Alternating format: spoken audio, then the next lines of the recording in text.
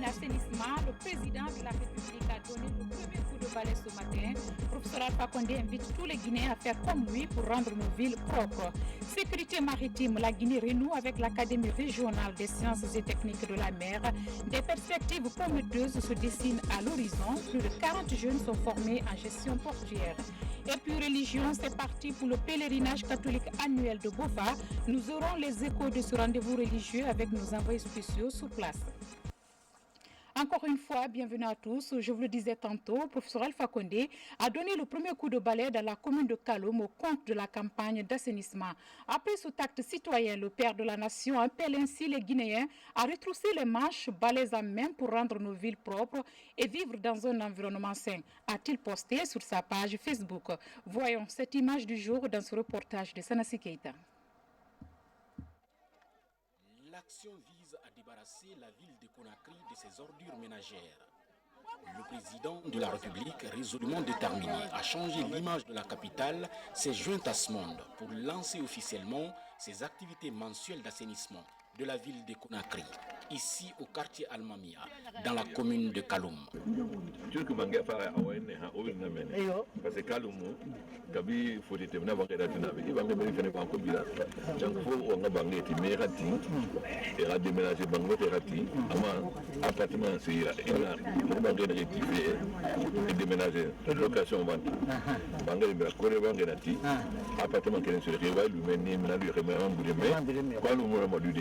Ce n'est pas un feu de paille.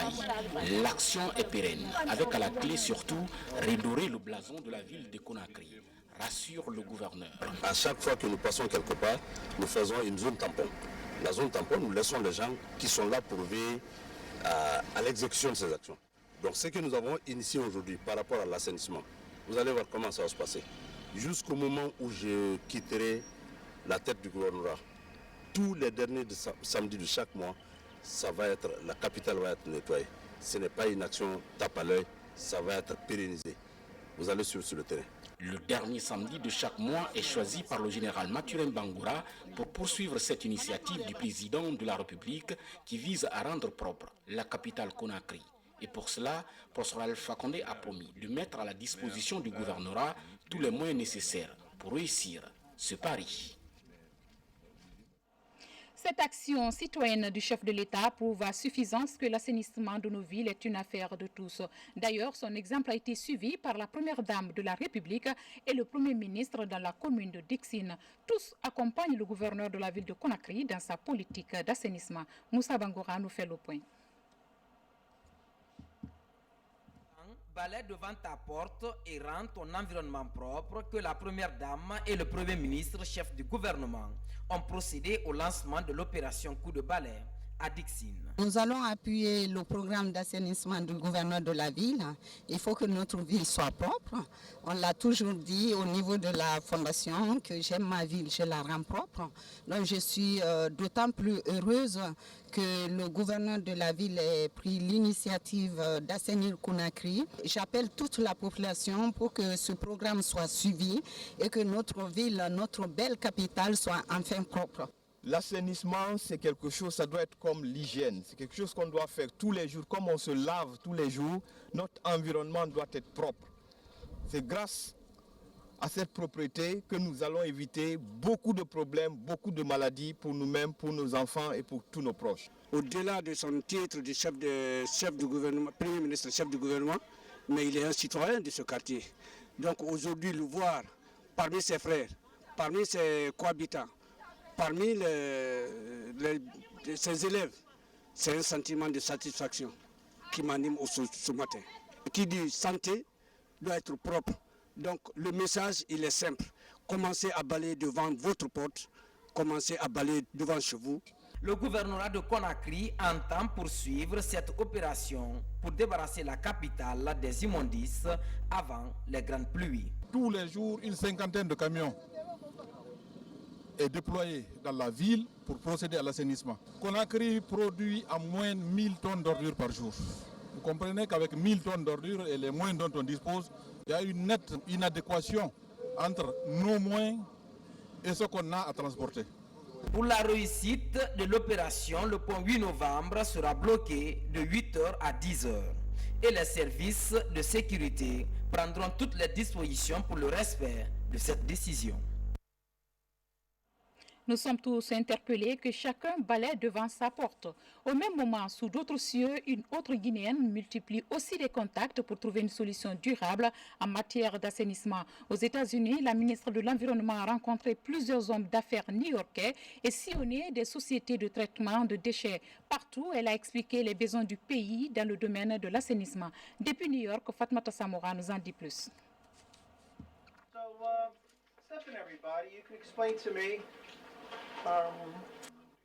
La ministre de l'Environnement multiplie les contacts au pays de l'oncle Sam. Après Philadelphie, Adja Christine Sagnon échange avec des industriels de New York. Au menu des discussions, l'assainissement et les énergies renouvelables. Puis visite guidée. Cette ancienne décharge aménagée est maintenant une station de collecte, de tri et de transformation des déchets. Elle produit le compost et l'énergie. Plus loin, à Sekakos, cette autre unité de ramassage, de collecte et de transfert des déchets. La station traite 1000 tonnes d'ordures par jour. It's very simple. Our visit here, I believe, has been very productive. First of all, we have Nous avons félicité le contact entre la ministre et beaucoup de sociétés spécialisées dans la transformation des ordures. Regardez ce monsieur, cela fait 55 ans aujourd'hui que sa famille et lui aident les autorités américaines à assainir les vies. Nous n'attendons qu'un engagement politique pour assainir ces deux pays. Face à l'urgence et à la nature de l'assainissement dont le pays a besoin, la ministre guinéenne en charge de l'environnement pense trouver une ébauche de solution aux problèmes qui taraudent les citoyens et les autorités. Ce matin, on a pu visiter cette station qui donne le courant à partir des ordures enfouies dans le sol. Donc vraiment, c'est une technologie très bien poussée, une technologie vraiment à moins coût parce que ça donne le courant et ils sont libres de vendre leur courant à qui ils veulent. Donc ça, c'est vraiment quelque chose qui nous a beaucoup intéressés. Je crois qu'à la fin de la visite, on verra qu'est-ce qu'on pourra décider. Vieille de 55 ans, l'unité emploie 65 personnes. Des personnes qui se relaient 2 fois par jour et la station fonctionne 24 heures sur 24. À Conakry, plus qu'une question d'heure pour les occupants illégaux du site directionnel de Koloma. Ils ont jusqu'à 0h ce samedi pour libérer les lieux. L'opération rentre dans la dynamique de récupération des domaines de l'État. À quelques jours du passage des machines, l'association des ouvriers installés sur place procède à une campagne de sensibilisation pour convaincre les derniers réticents à déguerpir. Nassi Ousso, Fatimatou Diallo. Les occupants du site directionnel de Koloma ont jusqu'à ce 30 avril pour libérer les lieux. À la demande de l'État, ils doivent quitter ce domaine. Nos objets, c'est lourd, on ne peut pas prendre à main. Donc nous voulons, si l'État pouvait nous aider pour qu'on puisse y ramasser tous nos objets, pour ne pas que ça devienne perte à nous aussi. Donc cela nous fera plaisir. Quand même, on n'est pas refusé de quitter. Hein. Personne n'a décidé la loi. Même s'il dit aujourd'hui on va quitter, tous les camions qui peuvent allumer, tout peut quitter immédiat avec son chauffeur. Mais le camion qui n'a pas de moteur, lui ne peut pas aller. Plus de 3000 ouvriers et autres commerces évoluent sur ce site depuis plusieurs années. Les occupants se disent très préoccupés par cette décision de l'État. Les ouvriers de Koloma ou ailleurs, par le biais de l'ONG Aota-Guinée, montrent à l'État leur volonté de quitter sur les domaines de l'État et les bordures de route. Mais une question les préoccupe, c'est où aller. Plusieurs domaines de l'État sont concernés par cette campagne de déguerpissement. À lieu et place sont annoncées des infrastructures publiques, comme ici sur le site directionnel de Koloma. Prestation de serment des inspecteurs des finances à la Cour d'appel de Conakry. Au nombre de 7, ces inspecteurs seront les garants de la sécurisation du trésor public guinéen. Un acte qui se situe dans le cadre des réformes du système financier engagées dans le pays. Babou Bakar. Les inspecteurs du département des finances prêtent serment. Même si ce n'est pas pour la première fois, cela date d'au moins 20 ans qu'une telle cérémonie ne s'est pas reproduite dans notre pays. L'enjeu est donc de taille.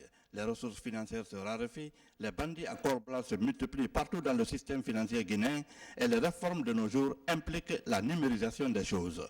Le président de la République compte désormais agir. C'est dans ce cadre et au regard des réformes de l'inspection générale des finances, des cadres ont été nommés récemment pour aider le gouvernement à voir clair dans la gestion de la chose publique.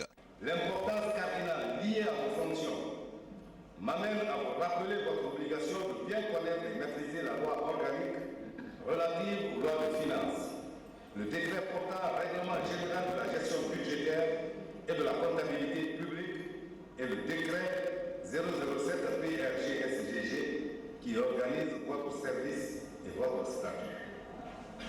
Ensuite, le président de la Cour d'appel a donné de larges informations sur l'importance, le rôle et les attributions de cette direction. Monsieur Sarabia je le jure, donne acte au ministère public de cette réquisition, donne acte aux impétrants de leur prestation de serment, les renvoie dans l'exercice de leur fonction. À chaque fois que nous faisons un contrôle, nous rédigeons un rapport. Et ce rapport est destiné aux commanditaires, puisque entendu, les personnes intéressées, les entités contrôlées. Cependant, si nous constatons qu'il y a des infractions, nous devons faire appel au service de l'agent judiciaire. Outre les inspections qu'elle entreprend de manière discrétionnaire, l'inspection des finances peut être saisie par le ministre des Finances, le président de la République ou le Premier ministre. Déjà, une synergie d'action existe entre l'inspection des finances et l'agent judiciaire de l'État. Toutes nos excuses pour la mauvaise qualité sonore. Sécurité maritime, la Guinée renoue avec l'Académie régionale des sciences et techniques de la mer basée à Abidjan. Pour renforcer cette politique, plus de 40 jeunes sont formés sous la gestion portuaire. La méthode vise à améliorer et à sécuriser le trafic maritime conformément aux conventions internationales. Des précisions en images, Fodé Camara. Au niveau du secteur maritime et portuaire, les défis à relever gravitent autour de la lutte contre toute forme de crime organisé, la piraterie, la pêche illicite, le terrorisme et l'amélioration de la gestion des 350 km de façade maritime. Face à ces questions d'actualité, la relève se prépare, la jeunesse se jette dans le grand bain. C'est un secteur vraiment qui est canalisé, hein, parce que ce n'est pas n'importe qui peut agir dans le secteur maritime. Il faut une formation militaire, il faut avoir la compétence militaire, le respect et surtout, c'est le marin agit avec les États. En 2 sessions, 46 techniciens de la mer se sont affûtés durant 6 mois à l'Académie régionale d'Abidjan. Ils viennent des différents maillons de la chaîne maritime et portuaire, de la société navale à la marine marchande, sans oublier les pilotes de la capitainerie du port autonome de Conakry. Le port de Conakry étant la vitrine de l'économie guinéenne, doit avoir des cadres compétents pour exécuter les recommandations de l'Organisation maritime internationale. Parce que les navires, vous savez, les navires flottent sur la base de conventions ratifiées par tous les pays du monde. Il est de coutume dans notre pays, quand les gens sont en fonction, ils ne veulent pas partir à la retraite. Mais une fois à la retraite, s'il n'y a pas de relève, on est toujours obligé de faire appel à ces anciens. Donc c'est ce que nous voulons complètement écarter tant que nous serons à la tête de ces entreprises. Confrontés au vieillissement du personnel, les autorités du secteur maritime et portuaire ont signé une convention de renforcement de capacité avec l'Académie régionale des sciences et techniques de la mer. Ceci sous l'arbitrage de l'OMAOC, Organisation maritime de l'Afrique de l'Ouest et du Centre. La Guinée fait partie du conseil d'administration de cette institution régionale. Nous estimons que très bientôt le ministère des Transports va retrouver sa position d'antan, parce que comme j'aime le dire souvent, c'est le cœur de notre économie. Donc nous avons tout intérêt à tout bousculer, mettre les projets en œuvre, les réaliser très rapidement dans l'intérêt de nos populations. Au-delà de la formation, la convention avec l'Académie régionale offre l'opportunité à la Guinée de booster l'économie maritime par la mise en œuvre à court terme des réformes susceptibles de poser les jalons d'un cadre juridique plus répressif pour mieux sécuriser les navires et les installations portuaires. De la sécurité maritime à la sécurité terrestre, là aussi, des cadres et commandants des compagnies mobiles d'intervention et de sécurité viennent de sortir d'un séminaire. Les participants à cette session ont appris des techniques liées à la gestion du maintien de l'ordre, des violences urbaines et les attaques terroristes. Reportage signé Morikaba. Gérer avec professionnalisme les manifestations de rue et les menaces terroristes, c'est l'engagement du ministère de la Sécurité et de la Protection civile. Les 10 jours de formation à l'intention des commandants, les adjoints et les cadres de cette compagnie mobile d'intervention et de sécurité de Conakry illustrent cette volonté. Ce stage a lieu grâce au soutien de la coopération française. Les unités de maintien de l'ordre sont efficaces quand elles sont bien organisées, bien formées et surtout qu'elles reçoivent des ordres clairs. Elles peuvent dans ce cas intervenir dans le cadre de la loi et sans violence illégitime.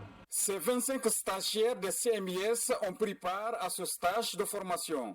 Ils doivent en tirer un maximum de profit pour professionnaliser leur approche de gestion des foules. Au terme de la formation, nous sommes en droit de nous réjouir d'avoir obtenu des compétences avérées pour servir efficacement notre patrie en tout lieu et en tout temps. Nous devons faire en sorte que l'ordre puisse régner et qu'il soit bien cadré et que nous cessons d'assister à ce spectacle désolant de victimes innocentes. Les manifestations de rue ou autres violences urbaines font partie du quotidien des populations. Le ministère de la Sécurité entend les gérer avec des méthodes conventionnelles requises par la loi. Célébration demain 1er mai de la Journée internationale du travail. En Guinée, les autorités affichent une volonté d'amélioration des conditions de vie de tous les travailleurs, ce à travers la création d'emplois décents. Vous en saurez davantage dans cette déclaration du ministre du Travail Damantan Albert Camara au micro de Komara Moussa. Placée sous le signe du travail décent, la fête internationale du travail aborde cette année la problématique de l'amélioration des conditions de vie des travailleurs. Le gouvernement continuera à créer les conditions de travail à la satisfaction des besoins matériels et humains de la classe ouvrière et du peuple de Guinée. Pour matérialiser sa volonté d'améliorer les conditions de la classe ouvrière, le gouvernement, à travers le ministère de l'Emploi, de l'Enseignement technique professionnel et du Travail, a signé un protocole d'accord avec l'Organisation internationale du travail. C'était le 10 décembre 2015.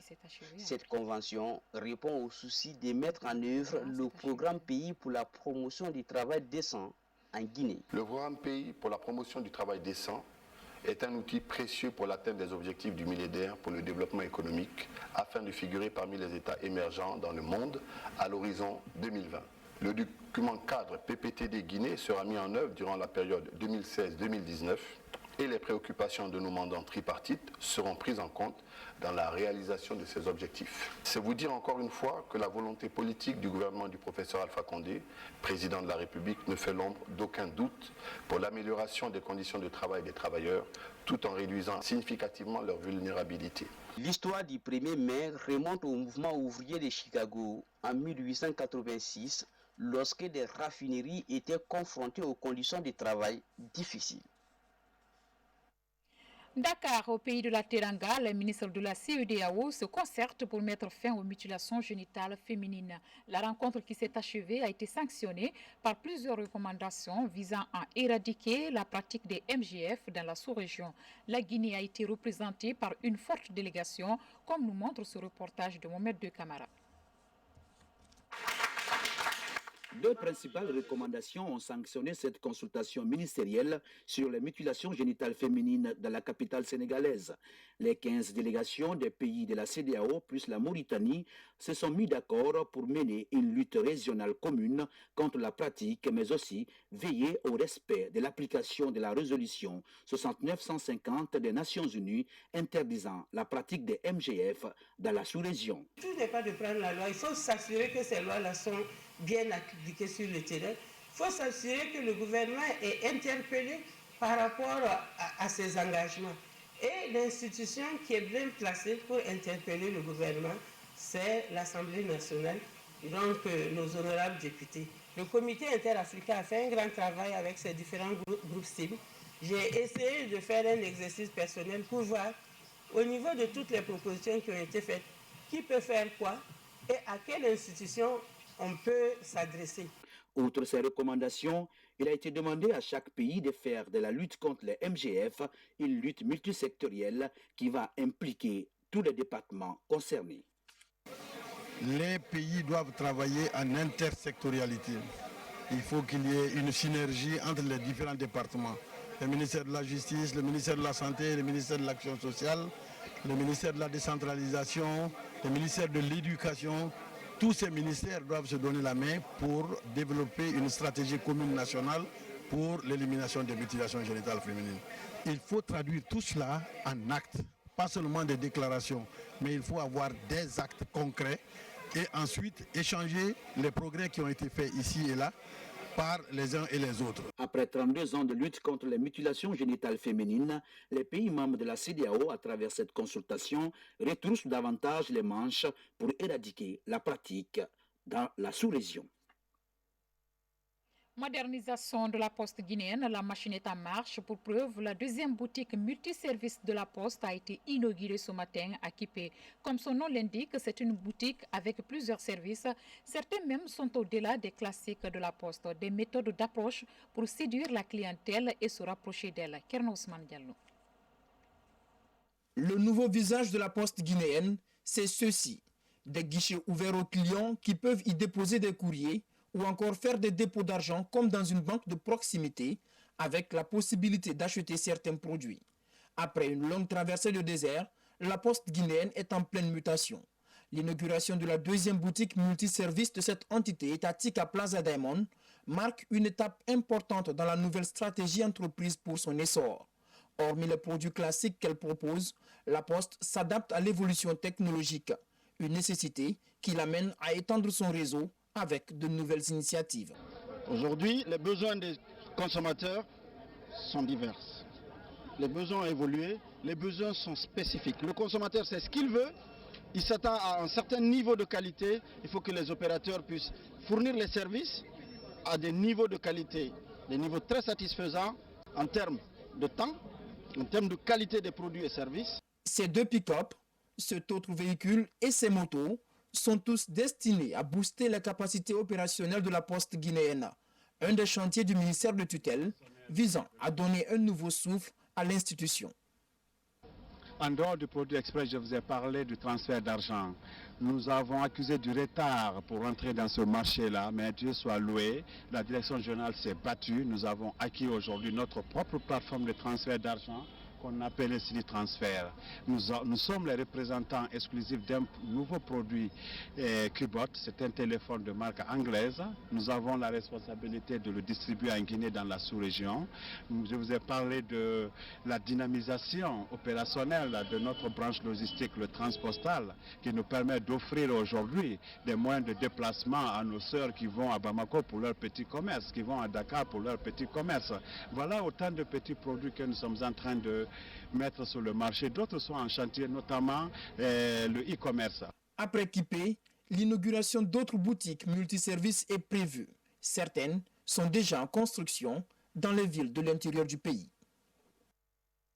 Direction Norasoba, dans la préfecture de Sigiri. La localité a abrité le forum des Fakoli, descendants de Fakalukumba, Fakoli Daba. Venus de tous les coins de la Guinée, les héritiers de ce génie reconnaissent avoir reçu de leurs ancêtres un immense et riche héritage. Explication Abdul Karim Kamara, Fodeniaga Sola Keita, Faraban Kamara. Pour cette deuxième journée, quelques sages s'invitent très tôt le matin à une partie d'écoute de l'histoire de Fakoli chez le patriarche de Norasoba. Ensuite, dans l'arène du forum, tous les noms de famille présents se prêtent à la plaisanterie. Fakoli n'a pas gouverné le Manding, mais a toujours prôné la paix qu'il a laissée comme héritage à sa descendance.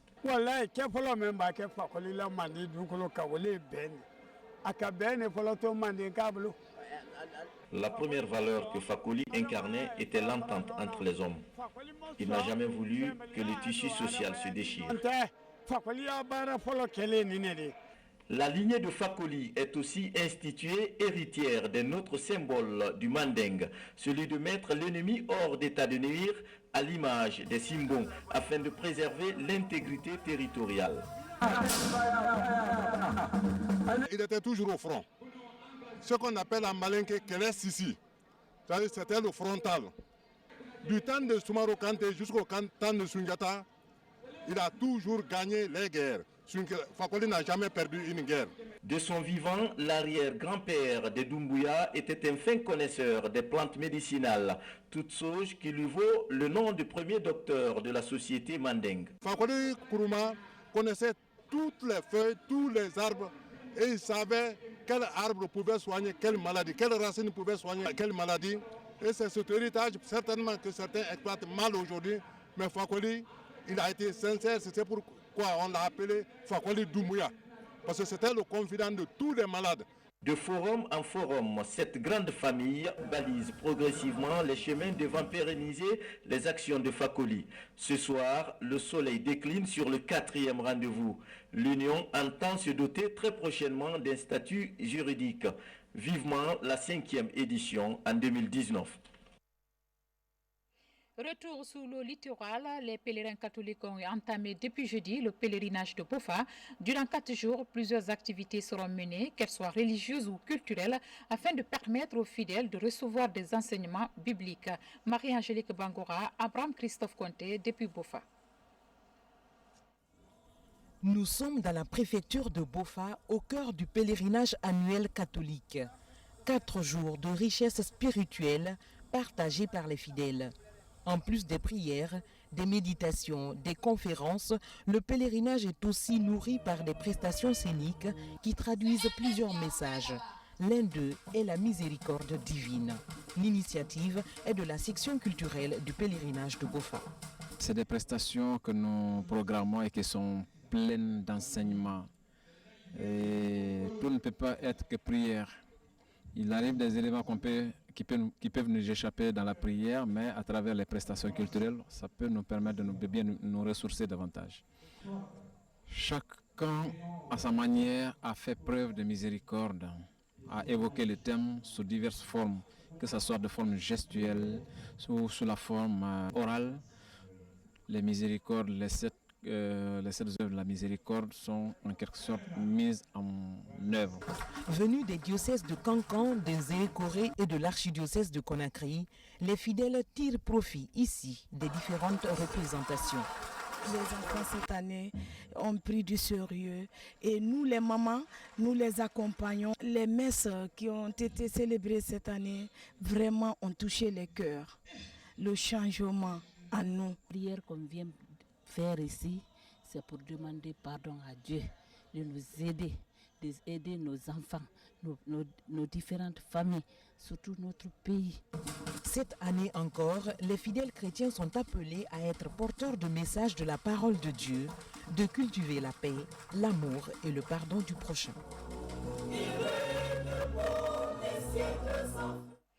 Bon pèlerinage à ces fidèles catholiques. Et puis, un incendie s'est déclaré à la cimenterie hier vendredi. Dans l'après-midi, le contenu de tout un appartement est parti en fumée. Pas de perte en vies humaines, heureusement. Par contre, d'importants dégâts matériels sont signalés. Un court-circuit serait à l'origine de cet incendie. Nabila Moussa Kamara, Morikaba.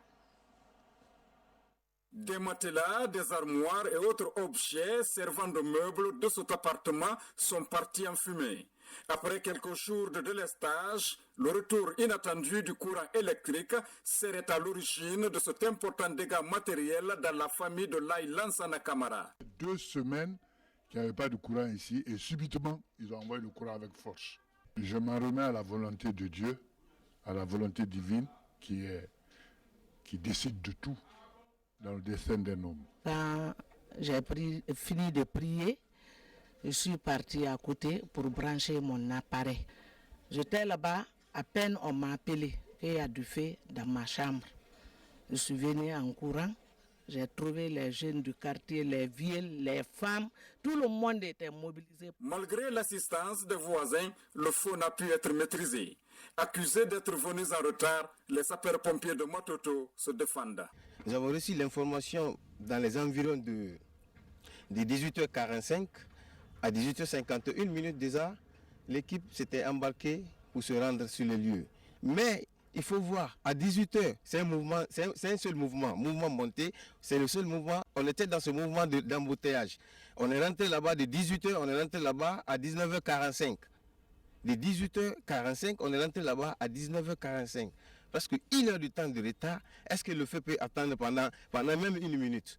Donc à 1 heure, tout était déjà parti. Donc ce n'est pas nous. Il y a des usagers même sur la route. On fait tout, ils nous voient, on descend même, on fait l'effort. Ils entendent les sirènes, ils ne quittent pas. Après avoir tout perdu, la famille Camara ne sait auquel sens se vouer. Pour l'heure, elle passe la nuit à la belle étoile. Le peuple sud-africain célèbre de la nation arc-en-ciel. En Guinée, l'ambassade d'Afrique du Sud a organisé des festivités en présence des autorités guinéennes et corps diplomatiques. La particularité cette année, c'est aussi l'organisation d'un réseautage entre les hommes d'affaires pour des opportunités d'investissement en Guinée. Guéna Boubari, Souleymane Kamara signe ce reportage. Il y avait du vendredi ensuite pour cause la journée de libération de la République.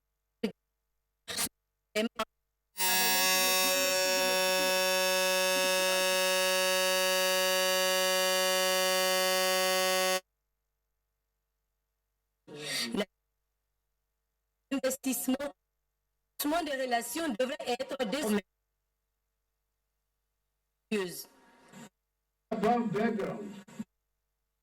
commune a gagné rapide, offensive, unie et victorieuse. C'est consolider notre travail des relations bilatérales. Le mécanisme bilatéral existant pour la position mixte est le catalogue de nos du commerce, de l'investissement respectifs serviront sûrement de pied. Cette entreprise sud-africaine a investi en Guinée à fournir les voies et moyens par lesquels le pays a un développement économique complet. De la diplomatie, de magnifier les relations d'amitié entre la journée. Nous célébrons aussi les relations séculaires qui la large majorité du régime d'apartheid. C'est cela que nous